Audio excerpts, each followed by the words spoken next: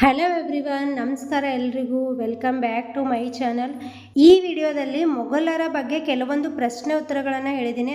ಮೊಘಲ ಸಾಮ್ರಾಜ್ಯದ ಬಗ್ಗೆ ಅಂದರೆ ಮೊಘಲರ ಜೀವನ ಚರಿತ್ರೆ ಬಗ್ಗೆ ಕೆಲವೊಂದು ಕ್ವಶನ್ಸ್ಗಳನ್ನು ಕೊಟ್ಟಿದ್ದೀನಿ. ಈ ಕ್ವಶನ್ಸ್ಗಳು ತುಂಬ ಇಂಪಾರ್ಟೆಂಟ್ ಆಗಿರುವಂಥವು. ಅಂದರೆ ನೀವು ಈ ಕ್ವಶನ್ಸ್ಗಳನ್ನು ಓದ್ಕೊಂಡು ಬಿಟ್ರೆ, ಅಂದರೆ ರಿಮೆಂಬರ್ ಮಾಡ್ಕೊಂಡು ಬಿಟ್ರೆ, TT ಎಕ್ಸಾಮಲ್ಲಿ ಮೊಘಲರ ಜೀವನ ಚರಿತ್ರೆ ಬಗ್ಗೆ ಏನೇ ಕ್ವಶನ್ಸ್ ಕೇಳಿದ್ರು ಸೊ ನೀವು ಆನ್ಸರ್ನ ಮಾಡ್ಬೋದು ಈಸಿಯಾಗಿ. ಸೊ ತುಂಬ ಇಂಪಾರ್ಟೆಂಟ್ ಆದಂಥ ಕ್ವಶನ್ ನಾನು ಪ್ರಿಪೇರ್ ಮಾಡಿಬಿಟ್ಟು ವಿಡಿಯೋದಲ್ಲಿ ಹೇಳ್ತಾ ಇರೋದು. ಸೊ ಹಾಗಿದ್ರೆ ವಿಡಿಯೋನ ಸ್ಟಾರ್ಟ್ ಮಾಡೋಣ. ವಿಡಿಯೋ ಸ್ಟಾರ್ಟ್ ಮಾಡೋದಕ್ಕಿಂತ ಮುಂಚೆ ಇನ್ನೂ ನನ್ನ ಚಾನಲ್ನ ಯಾರ್ಯಾರು ಸಬ್ಸ್ಕ್ರೈಬ್ ಮಾಡ್ಕೊಂಡಿಲ್ಲ ಸಬ್ಸ್ಕ್ರೈಬ್ ಮಾಡ್ಕೊಳ್ಳಿ. ಹಾಗೆ ಚಾನಲ್ನ ಯಾರ್ಯಾರು ಸಬ್ಸ್ಕ್ರೈಬ್ ಮಾಡ್ಕೊಂಡಿದ್ದೀರಾ ಅವ್ರಿಗೆಲ್ರಿಗೂ ಕೂಡ ನನ್ನ ಕಡೆಯಿಂದ ಧನ್ಯವಾದಗಳು. ಅಂದರೆ ವಿಡಿಯೋನ ಸ್ಟಾರ್ಟ್ ಮಾಡೋಣ ಬನ್ನಿ. ಮೊದಲನೇ ಕ್ವಶನ್ ಬಂದ್ಬಿಟ್ಟು ಅಹೋಮ್ ರಾಜಮನೆತನದ ಸ್ಥಾಪಕ ಯಾರು? ಇಲ್ಲಿ ಅಹೋಮ್ ರಾಜಮನೆತನ ಅನ್ನೋದು ಮೊಘಲರಿಗಿಂತ ಮೊದಲು ಆಳಿದಂಥ ಮನೆತನ ಅಹೋಮ್ ರಾಜಮನೆತನ. ಅಂದರೆ ಅಹೋಮ್ ರಾಜಮನೆತನನ ಸೋಲಿಸ್ಬಿಟ್ಟೆ ಇಲ್ಲಿ ಮೊಘಲರು ಏಳಿಗೆಯನ್ನು ಕಂಡಿದ್ದು. ಅಂದರೆ ಅಹೋಮ್ ರಾಜಮನೆತನ ಪತನ ಆದಮೇಲೆ ಅಲ್ಲಿ ಮೊಘಲ್ ಸಾಮ್ರಾಜ್ಯ ಅನ್ನೋದು ಸ್ಥಾಪನೆ ಆಯಿತು. ಸೊ ಈ ಅಹೋಮ್ ಮನೆತನದ ಬಗ್ಗೆ ಮೊದಲನೇದಾಗಿ ತಿಳ್ಕೊಳ್ಳೋಣ. ಅಹೋಮ್ ಮನೆತನದ ಸ್ಥಾಪಕ ಬಂದ್ಬಿಟ್ಟು ಇಲ್ಲಿ ಸುಕಫಾ ಅಂದ್ಬಿಟ್ಟು. ಹಾಗೆ ಎರಡನೇ ಕ್ವಶನ್ ಬಂದ್ಬಿಟ್ಟು ಅಹೋಮ್ ರಾಜಮನೆತನದ ರಾಜಧಾನಿ ಯಾವುದು? ಇಲ್ಲಿ ಚೆರಾಯ್ ಡಾಯ್ ಅನ್ನೋದು ಈ ಅಹೋಮ್ ಮನೆತನದ ರಾಜಧಾನಿಯಾಗಿರುತ್ತೆ. ಸೊ ಈ ಕ್ವಶನ್ಸ್ಗಳು ಅಂದರೆ ಈ ಮೊದಲು ಈ ಅಹೋಮ್ ರಾಜಮನೆತನದ ಬಗ್ಗೆ ಬುಕ್ಗಳೆಲ್ಲ ಇರಲಿಲ್ಲ. ಅಂದರೆ ಈ 6 to 10 ಬುಕ್ ಏನಿದೆ ಆ ಬುಕ್ಸಲ್ಲಿ ಈ ಅಹೋಮ್ ರಾಜಮನೆತನದ ಬಗ್ಗೆ ಇರಲಿಲ್ಲ. ಸೊ ಇವಾಗ ಈ ಅಹೋಮ್ ರಾಜಮನೆತನದ ಬಗ್ಗೆ ಇವಾಗ ಆ್ಯಡ್ ಮಾಡಿರುವಂಥದ್ದು. ಸೊ ಆ ಕ್ವಶನ್ಸ್ಗಳು ಕೂಡ ನಿಮಗೆ TTಗೆ ತುಂಬ ಉಪಯುಕ್ತವಾದದಂತು. ಈ ಕ್ವಶನ್ಸ್ಗಳನ್ನು ನಾನಿಲ್ಲಿ ಪ್ರಿಪೇರ್ ಮಾಡಿರುವಂಥದ್ದು. ಅಹೋಮ್ ರಾಜಮನೆತನದ ರಾಜಧಾನಿ ಚೆರಾಡೈ ಅಂತ. ಸೊ ನೆಕ್ಸ್ಟ್ ಕ್ವಶನ್ ನೋಡೋಣ ಬನ್ನಿ. ಆಲ್ಬೋಯ್ ಕಾಳಗ ಯಾವ ಮನೆತನಗಳ ಮಧ್ಯೆ ನಡೆಯಿತು?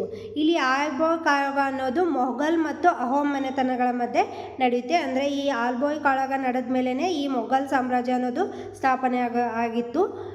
ಅಂದರೆ ಇಲ್ಲಿ ಆಲ್ಬೋಯ್ ಕಾಳಗ ಮೊಘಲ್ ಮತ್ತು ಅಹೋಮ್ ರಾಜಮನೆತನಗಳ ನಡುವೆ ನಡೆಯಿತು. ನೆಕ್ಸ್ಟ್ ಕ್ವಶನ್ ನೋಡೋಣ. ಆಲ್ಬೋಯ್ ಕಾಳಗದಲ್ಲಿ ವಿಜಯ ಸಾಧಿಸಿದ ಮನೆತನ ಅಹೋಮ್ ರಾಜಮನೆತನ. ಅಂದರೆ ಇಲ್ಲಿ ಮೊಘಲರು ಏನು ಮಾಡಿದ್ರು, ಆಲ್ಬೋಯ್ ಕಾಳಗದಲ್ಲಿ ಅಹೋಮ್ ರಾಜಮನೆತನದ ಸೋಲಿಸ್ಬಿಟ್ಟು ತಮ್ಮ ಸಾಮ್ರಾಜ್ಯನ ಗಟ್ಟಿ ಮಾಡ್ಕೋಬೇಕು ಅಂದರು. ಆದರೂ ಕೂಡ ಇಲ್ಲಿ ಅಹೋಮ್ ರಾಜಮನೆತನ ಆಲ್ಬೋಯ್ ಕಾಳಗದಲ್ಲಿ ವಿಜಯವನ್ನು ಸಾಧಿಸಿತ್ತು. ನೆಕ್ಸ್ಟ್ ಕ್ವಶನ್ ನೋಡೋಣ ಬನ್ನಿ. ಹಾಗಿದ್ರೆ ಸಾರಾಯ್ ಘಾಟ್ ಕದನ ಯಾರ ನಡುವೆ ನಡೆಯಿತು? ಇಲ್ಲಿ ಸಾರಾಯ್ ಘಾಟ್ ಕದನನು ಕೂಡ ಮೊಘಲ್ ಮತ್ತು ಅಹೋಮ್ ಮನೆತನದ ನಡುವೆ ನಡೆದಿರುವಂಥದ್ದು. ನೆಕ್ಸ್ಟ್ ಕ್ವಶನು, 6ನೇ ಕ್ವಶನು, ಸಾರಾಯ್ ಘಾಟ್ ಕದನದಲ್ಲಿ ವಿಜಯ ಸಾಧಿಸಿದ ಮನೆತನ ಯಾವುದು? ಅಹೋಮ್ ಮನೆತನ. ಇಲ್ಲಿ ಸಾರಾಯ್ ಘಾಟ್ ಕದನದಲ್ಲೂ ಕೂಡ ಈ ಸಾರಾಯ್ ಘಾಟ್ ಕದನನೂ ಕೂಡ ಮೊಘಲ್ ಮತ್ತು ಅಹೋಮ್ ಮನೆತನ ನಡುವೆ ನಡೆಯುತ್ತೆ. ಸೊ ಈ ಯುದ್ಧದಲ್ಲೂ ಕೂಡ ಏನಾಗುತ್ತೆ, ಅಹೋಮ್ ಮನೆತನ ವಿಜಯವನ್ನು ಸಾಧಿಸುತ್ತೆ. ಹಾಗಿದ್ರೆ ನೆಕ್ಸ್ಟ್ ಕ್ವಶನು, 7ನೇ ಕ್ವಶನು, ಅಹೋಮ್ ರಾಜಮನೆತನ ಯಾವಾಗ ಕೊನೆಗೊಂಡಿತ್ತು? ಅಹೋಮ್ ರಾಜಮನೆತನ ಅನ್ನೋದು 1826ರಲ್ಲಿ ಅಹೋಮ್ ರಾಜಮನೆತನ ಕೊನೆಯನ್ನು ಗೊಂಡಿತ್ತು. ಅಹೋಮ್ ಮನೆತನ ಮತ್ತು ಏನಂದರೆ ಮೊಘಲ್ ಮನೆತನ ನಡುವೆ ಕೊನೆಯ ಯುದ್ಧ ಯಾವಾಗ ನಡೀತು ಅಂದರೆ 1682ರಲ್ಲಿ ಕೊನೆಯ ಯುದ್ಧ ಅನ್ನೋದು ಅಹೋಮ್ ಮತ್ತು ಮೊಘಲ್ ಮನೆತನಗಳ ನಡುವೆ ನಡೆಯಿತು. ಈ ಯುದ್ಧಕ್ಕೆ ಯಾವುದೇ ಒಂದು ಪರ್ಟಿಕ್ಯುಲರ್ ಹೆಸರಿಲ್ಲ, ಅದಕ್ಕೆ ಅಹೋಮ್ ಮೊಘಲ್ ಯುದ್ಧ ಅಂತಲೇ ಹೆಸರಿರುವಂಥದ್ದು. ಸೊ ಅಹೋಮ್ ಮೊಘಲ್ ಯುದ್ಧ ಅಂದರೆ ಕೊನೆಯ ಅಹೋಮ್ ಮೊಘಲ್ ಯುದ್ಧ 1682ರಲ್ಲಿ ನಡೆಯಿತು. ನೆಕ್ಸ್ಟ್ ಕ್ವಶನ್ ಬಂದ್ಬಿಟ್ಟು ಮೊಘಲ್ ಸಾಮ್ರಾಜ್ಯದ ಸ್ಥಾಪಕ ಯಾರು?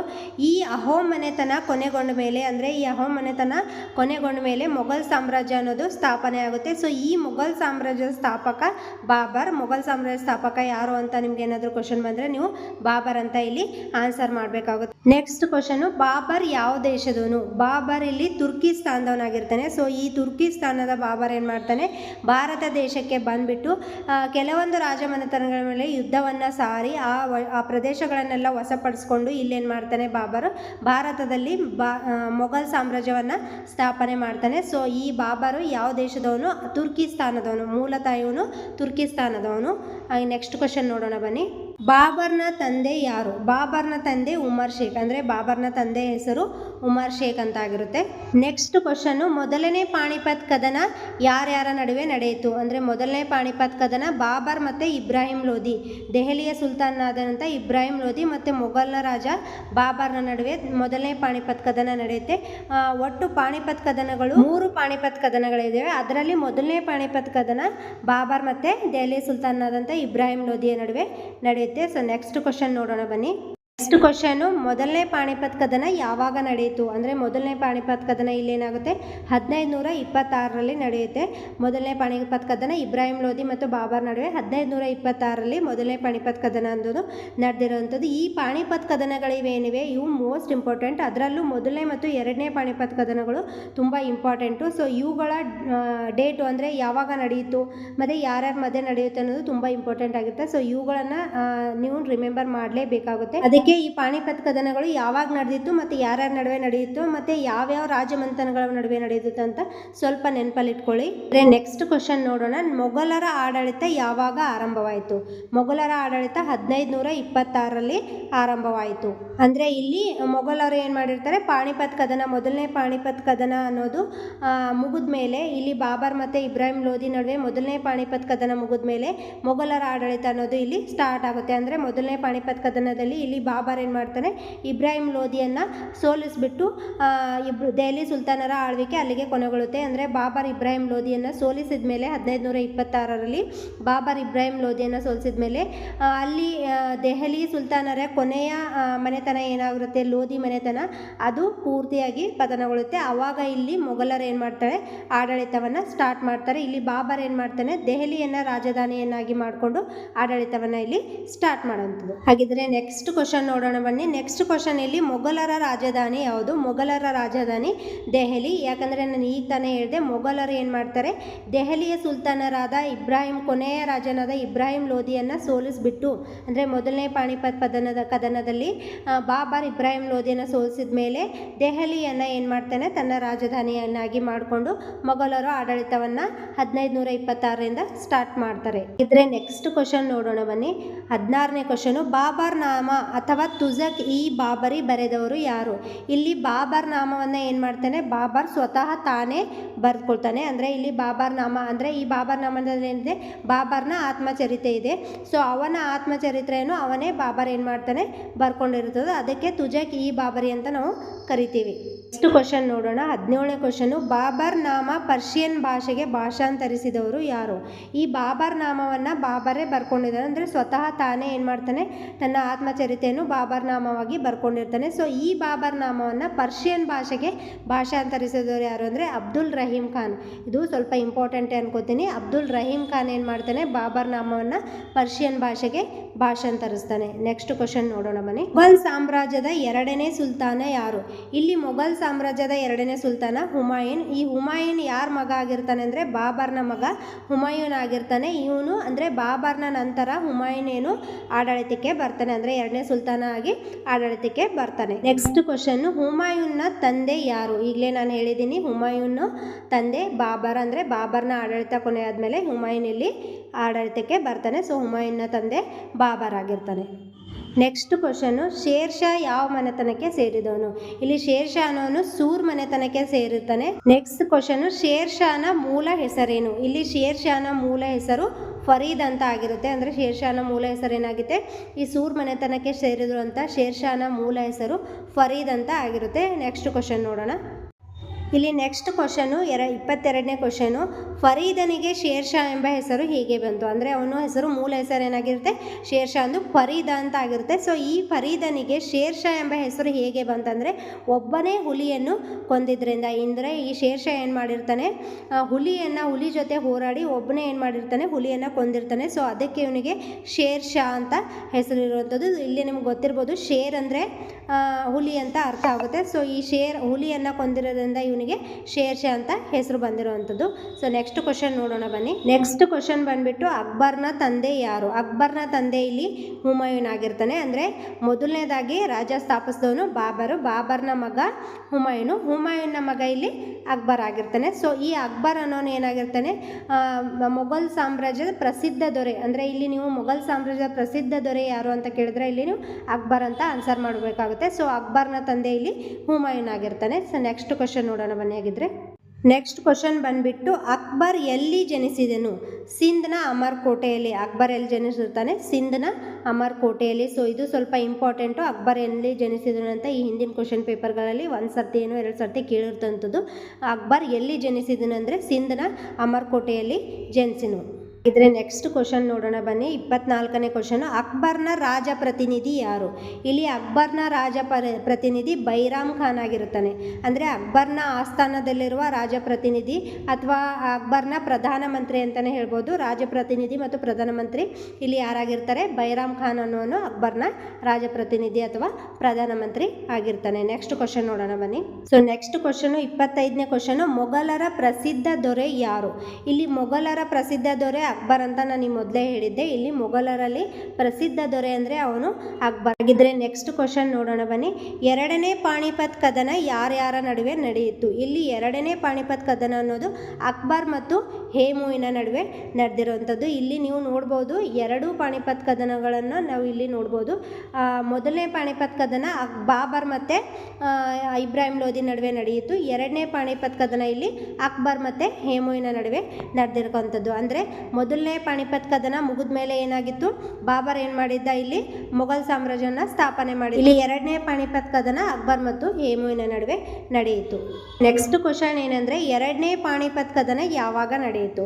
1556ರಲ್ಲಿ ಇಲ್ಲಿ ಎರಡನೇ ಪಾಣಿಪತ್ ಕದನ ಅನ್ನೋದು ನಡೆದಿರುವಂಥದ್ದು. ನೋಡಿ ನೀವು, ಮೊದಲನೇ ಪಾಣಿಪತ್ ಕದನ 1526ರಲ್ಲಿ ನಡೆದಿರುವಂಥದ್ದು. ಇಲ್ಲಿ ಎರಡನೇ ಪಾಣಿಪತ್ ಕದನ 1556ರಲ್ಲಿ ನಡೆದಿರುವಂಥದ್ದು. ಅಂದರೆ 26 ಮತ್ತು ಇಲ್ಲಿ 56 ಈ ರೀತಿಯಾಗಿ ನೀವು ನೆನಪಲ್ಲಿ ಇಟ್ಕೋಬೋದು. 1526 ಮತ್ತು 1556 ಇಲ್ಲಿ ಮತ್ತು 2 ಮತ್ತು 5 ಮಾತ್ರ ಚೇಂಜ್ ಆಗಿದೆ. 2 ಮತ್ತು 5 26 56 ಈ ರೀತಿಯಾಗಿ ನೀವು ನೆನಪಲ್ಲಿ ಇಟ್ಕೊಳ್ಬೋದು. ಸೊ ಈ ಪಾಣಿಪತ್ ಕದನಗಳು ಸ್ವಲ್ಪ ಇಂಪಾರ್ಟೆಂಟ್ ಆಗಿವೆ. ನೀವು ಆದಷ್ಟು ಈ ಪಾಣಿಪತ್ ಕದನಗಳನ್ನು ನೆನಪಲ್ಲಿ ಇಟ್ಕೊಳ್ಳೋದು ಒಳ್ಳೆಯದು. ಹಾಗಿದ್ರೆ ನೆಕ್ಸ್ಟ್ ಕ್ವಶನ್ ನೋಡೋಣ ಬನ್ನಿ. ಎರಡನೇ ಪಾಣಿಪತ್ ಕದನದ ವಿಜಯಶಾಲಿ ಯಾರು? ಇಲ್ಲಿ ಎರಡನೇ ಪಾಣಿಪತ್ ಕದನದ ವಿಜಯಶಾಲಿ ಅಕ್ಬರ್ ಆಗಿರ್ತಾನೆ. ಸೊ ಮೊದಲನೇ ಪಾಣಿಪತ್ ಕದನದಲ್ಲೂ ಕೂಡ ವಿಜಯಶಾಲಿ ಯಾರಾಗಿದ್ದರು? ಮೊಘಲ್ ಸಾಮ್ರಾಜ್ಯದ ಬಾಬರ್ ಆಗಿದ್ದರು. ಸೊ ಹಾಗೆ ಎರಡನೇ ಪಾಣಿಪತ್ ಕದನದಲ್ಲೂ ಕೂಡ ಮೊಘಲ್ ಸಾಮ್ರಾಜ್ಯದ ರಾಜ ಆಗಿರುವಂಥ ಅಕ್ಬರ್ ಇಲ್ಲಿ ವಿಜಯವನ್ನು ಸಾಧಿಸಿರ್ತಾನೆ. ನೆಕ್ಸ್ಟ್ ಕ್ವಶನ್ ನೋಡೋಣ ಬನ್ನಿ. ಹಳದಿ ಘಾಟ್ ಕದನ ಯಾರ್ಯಾರ ನಡುವೆ ನಡೆಯಿತು? ಇಲ್ಲಿ ಅಕ್ಬರು ಇನ್ನೊಂದು ಕದನನೂ ಕೂಡ ಮಾಡಿರ್ತಾನೆ, ಹಳದಿ ಘಾಟ್ ಕದನ. ಈ ಹಳದಿ ಘಾಟ್ ಕದನ ಅನ್ನೋದು ಅಕ್ಬರ್ನ ದಂಡನಾಯಕರಾದ ಮಾನ್ ಸಿಂಗ್ ಅಸಫ್ ಖಾನ್ ಮತ್ತು ಚಿತ್ತೋಡದ ರಾಜ ರಾಣಾ ಪ್ರತಾಪರ ನಡುವೆ ನಡೆಯುತ್ತೆ. ಅಂದರೆ ಹಳದಿ ಘಾಟ್ ಕದನಕ್ಕೆ ಈ ಅಕ್ಬರ್ ಏನು ಮಾಡಿರ್ತಾನೆ? ಅವ್ರ ದಂಡನಾಯಕರನ್ನು, ಅವ್ರ ಸೇನಾಧಿಪತಿಗಳನ್ನು ಕಳಿಸಿರ್ತಾನೆ. ಆ ಸೇನಾಧಿಪತಿಗಳ ಹೆಸರು ಮಾನ್ ಸಿಂಗ್ ಮತ್ತು ಅಸಫ್ ಖಾನು. ಇವರಿಬ್ಬರು ಸೇರಿ ಚಿತ್ತೋಡದ ರಾಜ ರಾಣಾ ಪ್ರತಾಪನ ಮೇಲೆ ಏನು ಮಾಡ್ತಾರೆ? ಯುದ್ಧಕ್ಕೆ ಹೋಗ್ತಾರೆ. ಸೊ ಈ ಯುದ್ಧಕ್ಕೆ ನಾವು ಹಳದಿ ಘಾಟ್ ಕದನ ಅಂತ ಕರಿತೀವಿ. ಈ ಹಳದಿ ಘಾಟ್ ಕದನದಲ್ಲಿ ನಾವು ಯಾರ್ಯಾರ ನಡುವೆ ಅಂತಂದರೆ ಇಲ್ಲಿ ಅಕ್ಬರ್ನ ದಂಡನಾಯಕ ಮಾನ್ ಸಿಂಗ್ ಅಸಫ್ ಖಾನು ಮತ್ತು ಚಿತ್ತೋಡದ ರಾಜ ರಾಣಾ ಪ್ರತಾಪರ ನಡುವೆ ಇಲ್ಲಿ ಹಳದಿ ಘಾಟ್ ಕದನ ಅನ್ನೋದು ನಡೆದಿರುವಂಥದ್ದು. ಹಾಗಿದ್ರೆ ನೆಕ್ಸ್ಟ್ ಕ್ವಶನ್ ನೋಡೋಣ ಬನ್ನಿ. ಹಳದಿ ಘಾಟ್ ಕದನದಲ್ಲಿ ಯಾರು ಜಯ ಸಾಧಿಸಿದರು? ಅಂದರೆ 30ನೇ ಕ್ವಶನ್ ಏನಾಗಿರುತ್ತೆ ಇಲ್ಲಿ, ಹಳದಿ ಘಾಟ್ ಕದನದಲ್ಲಿ ಯಾರು ಜಯ ಸಾಧಿಸಿದರು? ಇಲ್ಲಿ ಆನ್ಸರು ಅಕ್ಬರ್ ಅಂತಲೇ ಆಗುತ್ತೆ. ಅಕ್ಬರ್ ಏನು ಮಾಡಿರ್ತಾನೆ? ಹಳದಿ ಘಾಟ್ ಕದನಕ್ಕೆ ಇಲ್ಲಿ ಮಾನ್ ಸಿಂಗ್ ಮತ್ತು ಅಸಫ್ ಖಾನ್ ಅನ್ನುವಂಥ ಇಬ್ಬರು ಸೇನಾಧಿಪತಿಗಳನ್ನು ಕಳಿಸಿರ್ತಾನೆ. ಬಟ್ ಇಲ್ಲಿ ವಿಜೇತ ಅನ್ನೋದು ಅಕ್ಬರ್ನಿಗೆ ಸಿಕ್ಕಿರುತ್ತೆ. ಸೊ ಇಲ್ಲಿ ಹಳದಿ ಘಾಟ್ ಕದನದಲ್ಲೂ ಕೂಡ ಏನಾಗಿರ್ತಾನೆ? ಅಕ್ಬರು ವಿಜಯವನ್ನು ಸಾಧಿಸಿರುವಂಥದ್ದು. ಹಾಗಿದ್ರೆ ನೆಕ್ಸ್ಟ್ ಕ್ವಶನ್ ನೋಡೋಣ ಬನ್ನಿ. ನೆಕ್ಸ್ಟ್ ಕ್ವಶನ್ ಬಂದ್ಬಿಟ್ಟು 31ನೇ ಕ್ವಶನ್, ಅಕ್ಬರ್ ಸ್ಥಾಪಿಸಿದ ಹೊಸ ಧರ್ಮ ಯಾವುದು? ಇಲ್ಲಿ ಅಕ್ಬರ್ ಸ್ಥಾಪಿಸಿದ ಹೊಸ ಧರ್ಮ ದೀನ್ ಇ ಇಲಾಯಿ ಅಂಥದ್ದು.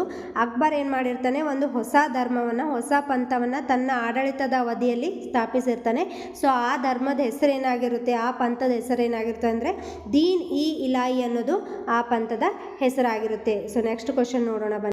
ನೆಕ್ಸ್ಟ್ ಕ್ವಶನ್ ಬಂದ್ಬಿಟ್ಟು ದೀನ್ ಇ ಇಲಾಯಿ ಯಾವಾಗ ಸ್ಥಾಪನೆ ಆಯಿತು?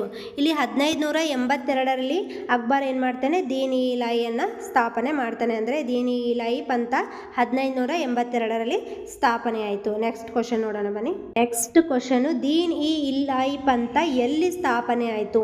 ಇದು ಇಬಾದತ್ ಖಾನ್ನಲ್ಲಿ ಸ್ಥಾಪನೆ ಆಯಿತು. ಅಂದರೆ ಅಕ್ಬರ್ ಏನು ಮಾಡ್ತಾನೆ? ದೀನ್ ಇ ಇಲಾಯಿ ಅನ್ನೋ ಒಂದು ಹೊಸ ಧರ್ಮವನ್ನು ಇಬಾದತ್ ಖಾನ್ನಲ್ಲಿ 1582ರಲ್ಲಿ ಸ್ಥಾಪನೆಯನ್ನು ಮಾಡಿರ್ತಾನೆ.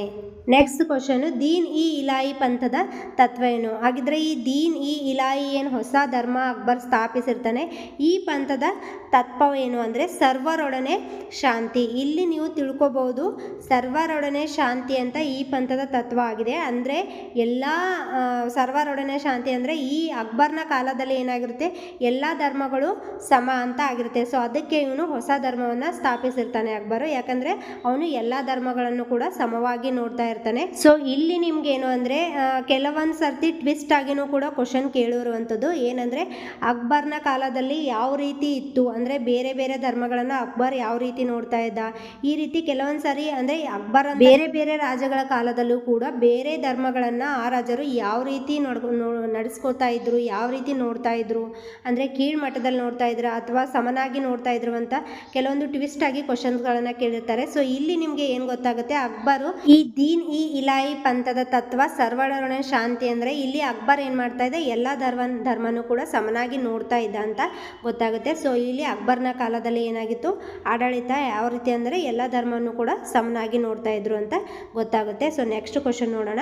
ಅಕ್ಬರ್ ಹಿಂದೂಗಳ ವಿಷಯದಲ್ಲಿ ಯಾವ ಧೋರಣೆ ಅನುಸರಿಸ್ತಿದ್ದ? ಇಲ್ಲಿ ನೋಡಿ ಸಹನೆ ಅಂದರೆ ಅಕ್ಬರ್ ಏನು ಮಾಡ್ತಾ ಇದೆ, ಹಿಂದೂಗಳ ವಿಷಯದಲ್ಲಿ ಅಂದರೆ ಇವರು ಮುಸ್ಲಿಂ ಆಗಿರ್ತಾರೆ. ಸೊ ಹಿಂದೂಗಳ ವಿಷಯದಲ್ಲಿ ಏನು ಮಾಡ್ತಾನೆ ಅಕ್ಬರು, ಸಹನೆ ಧೋರಣೆಯನ್ನು ಅಂದರೆ ಸಹನೆಯಿಂದ ಇರ್ತಾನೆ. ಅಂದರೆ ಸಹನೆ ಅಂದರೆ ಇಲ್ಲಿ ನಮಗೆ ಏನು ಅರ್ಥ ಆಗುತ್ತೆ, ಎಲ್ಲ ಧರ್ಮಗಳನ್ನು ಕೂಡ ಸಮನಾಗಿ ನೋಡ್ತಾ ಇದ್ರು. ಅಂದರೆ ಅಕ್ಬರ್ನ ಕಾಲದಲ್ಲಿ ಎಲ್ಲ ಧರ್ಮಗಳನ್ನು ಕೂಡ ಸಮನಾಗಿ ನೋಡ್ತಾ ಇದ್ರು ಅಂತ ನಮಗೆ ಗೊತ್ತಾಗುತ್ತದೆ. ಸೊ ನೆಕ್ಸ್ಟ್ ಕ್ವಶನ್ ನೋಡೋಣ.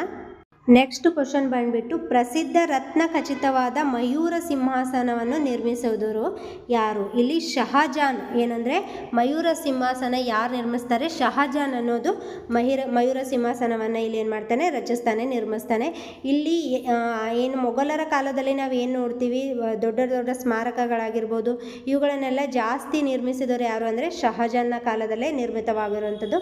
ಈ ಶಹಜಾನ್ ಏನು ಮಾಡಿರ್ತಾನೆ ಅಂದರೆ ಕಲೆಗೆ ತುಂಬ ಇಂಪಾರ್ಟೆನ್ಸ್ನ ಕೊಟ್ಟಿರ್ತಾನೆ. ಸೊ ಅದಕ್ಕೆ ಇಲ್ಲಿ ಶಹಜಾನ್ನ ಕಾಲದಲ್ಲೇ ಈ ಮಯೂರ ಸಿಂಹಾಸನ ಆಗಿರ್ಬೋದು, ತಾಜ್ ಮಹಲ್ ಆಗಿರ್ಬೋದು ಇವೆಲ್ಲ ಶಹಜಾನ್ನ ಕಾಲದಲ್ಲೇ ನಿರ್ಮಾಣವಾಗಿರುವಂಥವು. ಸೊ ಇಲ್ಲಿ ಮಯೂರ ಸಿಂಹಾಸನವನ್ನು ಕೂಡ ಏನು ಮಾಡಿರ್ತಾನೆ, ಶಹಜಾನು ನಿರ್ಮಾಣವನ್ನು ಮಾಡಿರ್ತಾನೆ. ಹಾಗಿದ್ರೆ ನೆಕ್ಸ್ಟ್ ಕ್ವಶನ್ ನೋಡೋಣ. ನೆಕ್ಸ್ಟ್ ಕ್ವಶನ್ ಬಂದ್ಬಿಟ್ಟು ಶಹಜಾನ್ನ ತಂದೆ ಯಾರು? ಇಲ್ಲಿ ಶಹಜಾನ್ನ ತಂದೆ ಅಕ್ಬರ್, ಅಂದರೆ ಈ ಅಕ್ಬರ್ನ ಮಗ ಇಲ್ಲಿ ಶಹಜಾನ್ ಆಗಿರ್ತಾನೆ. ನೆಕ್ಸ್ಟ್ ಕ್ವಶನ್ ಬಂದ್ಬಿಟ್ಟು ಶಹಜಾನ್ನ ಪ್ರೀತಿಯ ಮಡದಿ ಯಾರು? ಇಲ್ಲಿ ಶಹಜಾನ್ನ ಪ್ರೀತಿಯ ಮಡದಿ ಮುಮ್ತಾಜ್ ಆಗಿರ್ತಾಳೆ. ಅಂದರೆ ಕೆಲವೊಬ್ಬ ರಾಜರುಗಳಿಗೆ ಏನು ಒಬ್ಬರೇ ಮಡದಿ ಇರೋದಿಲ್ಲ, ಸಾಕಷ್ಟು ಜನ ಇರ್ತಾರೆ. ಸೊ ಇಲ್ಲಿ ಶಹಜಾನ ಪ್ರೀತಿಯ ಮಡದಿ ಯಾರು ಇರ್ತಾಳೆ ಅಂದರೆ ಮುಮ್ತಾಜ್ ಆಗಿರ್ತಾಳೆ. ಸೊ ಈ ಮುಮ್ತಾಜ್ಗೋಸ್ಕರ ಇವನು ಶಹಜಾನ್ ಏನು ಮಾಡಿರ್ತಾನೆ, ಆಗ್ರಾದಲ್ಲಿ ತಾಜ್ ಮಹಲ್ ಅನ್ನು ಕೂಡ ಏನು ಕಟ್ಟಿಸಿರುವಂಥದ್ದು. ಸೊ ಅದಕ್ಕೆ ಇಲ್ಲಿ ಶಹಜಾನ್ನ ಪ್ರೀತಿಯ ಮಡದಿ ಮುಮ್ತಾಜ್ ಆಗಿರ್ತಾಳೆ. ನೆಕ್ಸ್ಟ್ ಕ್ವಶನ್ ಔರಂಗಜೇಬನ ತಂದೆ ಯಾರು? ಇಲ್ಲಿ ಔರಂಗಜೇಬನ ತಂದೆ ಶಹಜಾನ್ ಆಗಿರ್ತಾನೆ. ಔರಂಗಜೇಬನು ಕೂಡ ಒಬ್ಬ ಶ್ರೇಷ್ಠ ದೊರೆ ಅಂತಲೇ ನಾವು ಇಲ್ಲಿ ಹೇಳ್ಬೋದು. ಸೊ ಔರಂಗಜೇಬನ ತಂದೆ ಯಾರಾಗಿರ್ತಾರೆ ಅಂದರೆ ಇಲ್ಲಿ ಶಹಜಾನ್ ಆಗಿರ್ತಾನೆ. ನೆಕ್ಸ್ಟ್ ಕ್ವಶನ್ ನೋಡೋಣ ಬನ್ನಿ. ನೆಕ್ಸ್ಟ್ ಕ್ವಶನ್ ಬಂದ್ಬಿಟ್ಟು ಔರಂಗಜೇಬನ ಬಿರುದು ಯಾವುದು? ಇಲ್ಲಿ ಔರಂಗಜೇಬನ ಬಿರುದು ಆಲಂಗೀರ್ ಅಂತ ಆಗಿರುತ್ತೆ. ಅಂದರೆ ಔರಂಗಜೇಬನಿಗೆ ಆಲಂಗೀರ ಅನ್ನೋ ಬಿರುದಿರುತ್ತೆ. ಅಂದರೆ ಇವನು ಇನ್ನೂ ಅಧಿಕಾರಕ್ಕೆ ಬರೋದಕ್ಕಿಂತ ಮುಂಚೆನೆ, ಆಡಳಿತಕ್ಕೆ ಬರೋದಕ್ಕಿಂತ ಮುಂಚೆನೆ ಆಲಂಗೀರ್ ಅನ್ನೋ ಬಿರುದನ್ನು ಹೊತ್ತು ಬಂದಿರ್ತಾನೆ. ಸೊ ಈ ಬಿರುದು ಯಾಕೆ ಹೊತ್ತಿರ್ತಾನೆ ಅಂದರೆ ನೆಕ್ಸ್ಟ್ ಕ್ವಶನ್ ಅಲ್ಲಿ ನೋಡೋಣ. ನೆಕ್ಸ್ಟ್ ಕ್ವಶನ್ ಅದೇ ಇದೆ. ಔರಂಗಜೇಬನಿಗೆ ಆಲಂಗೀರ್ ಎಂಬ ಬಿರುದು ಬರಲು ಕಾರಣವೇನು ಅಂದರೆ ತಂದೆಯನ್ನ ಬಂಧಿಸಿ ಅಧಿಕಾರಕ್ಕೆ ಬಂದಿರ್ತಾನೆ. ಅಂದರೆ ಈ ಔರಂಗಜೇಬ್ ಏನು ಮಾಡ್ತಾನೆ, ತಾನೇ ಆಡಳಿತಕ್ಕೆ ಬರಬೇಕು, ಅಂದರೆ ಇವಾಗ ತನ್ನ ಸಹೋದರರೆಲ್ಲ ಆಡಳಿತಕ್ಕೆ ಬರಬಾರ್ದು, ತಾನೇ ಆಡಳಿತ ಮುಂದುವರಿಸಬೇಕು, ಮೊಘಲ್ ಸಾಮ್ರಾಜ್ಯ ಆಡಳಿತ ತನ್ನ ತಂದೆಯ ನಂತರ ಶಹಜಾನ್ ನಂತರ ತಾನೇ ಮುಂದುವರಿಸಬೇಕು ಅಂತ ಏನು ಮಾಡಿರ್ತಾನೆ, ಇಲ್ಲಿ ತಂದೆಯನ್ನು ಬಂಧಿಸಿರ್ತಾನೆ. ಅಂದರೆ ತಂದೆಯನ್ನು ಏನು ಮಾಡಿರ್ತಾನೆ, ಕೂಡ ಹಾಕಿರ್ತಾನೆ. ಸೊ ಅದಕ್ಕೆ ಇವನಿಗೆ ಇಲ್ಲಿ ಆಲಂಗೀರ್ ಅನ್ನುವಂಥ ಒಂದು ಬಿರುದು ಬಂದಿರುವಂಥದ್ದು.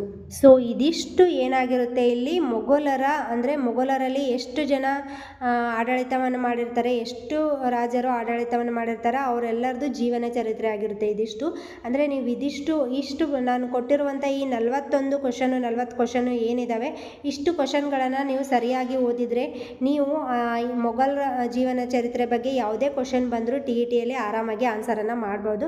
ಸೊ ನಾನು ತುಂಬ ಪ್ರಿಪೇರ್ ಮಾಡಿಬಿಟ್ಟು ಅಂದರೆ ಈ ಕ್ವಶನ್ಗಳನ್ನೆಲ್ಲ ನೋಡಿಬಿಟ್ಟು ಯಾವ ಇಂಪಾರ್ಟೆಂಟು ಅಂತ ನೋಡಿಬಿಟ್ಟು ಮತ್ತು ಯಾವ್ಯಾವ ಪ್ರೀವಿಯಸ್ ಕ್ವಶನ್ ಪೇಪರ್ಗಳಲ್ಲಿ ಯಾವ್ಯಾವ ರೀತಿ ಕ್ವಶನ್ ತೆಗೆದಿದ್ದಾರೆ ಅಂತ ನೋಡಿಬಿಟ್ಟು ಈ ಕ್ವಶನ್ಗಳನ್ನು ಪ್ರಿಪೇರ್ ಮಾಡಿರುವಂಥದ್ದು.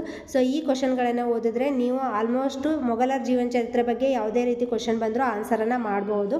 ಸೊ ಇದು ಇವತ್ತಿನ ವಿಡಿಯೋ ಆಗಿರುತ್ತೆ. ಈ ವಿಡಿಯೋ ನಿಮ್ಗೆ ಇಷ್ಟ ಆಗಿದ್ದರೆ ವಿಡಿಯೋಗೆ ಲೈಕ್ ಮತ್ತು ಶೇರ್ ಕೊಡೋದನ್ನು ಮರಿಬೇಡಿ. ಮತ್ತು ಇನ್ನೂ ಹೆಚ್ಚು ವಿಡಿಯೋಗಳಿಗಾಗಿ ಚಾನಲ್ನ ಸಬ್ಸ್ಕ್ರೈಬ್ ಮಾಡ್ಕೊಳ್ಳಿ. ಮತ್ತು ನಿಮಗೆ ಈ ಟಾಪಿಕಲ್ಲಿ ಮೊಘಲರ ಜೀವನ ಚರಿತ್ರೆಯಲ್ಲಿ ಏನಾದರೂ ಡೌಟ್ ಇದ್ದರೆ ನನಗೆ ಕಮೆಂಟ್ ಬಾಕ್ಸಲ್ಲಿ ತಿಳಿಸಿ, ನಾನು ಅದನ್ನು ಕ್ಲಿಯರ್ ಮಾಡ್ತೀನಿ. ಹಾಗಿದ್ರೆ ವಿಡಿಯೋನ ಇಲ್ಲಿಗೆ ಮುಗಿಸೋಣ. ಥ್ಯಾಂಕ್ ಯು ಎಲ್ರಿಗೂ.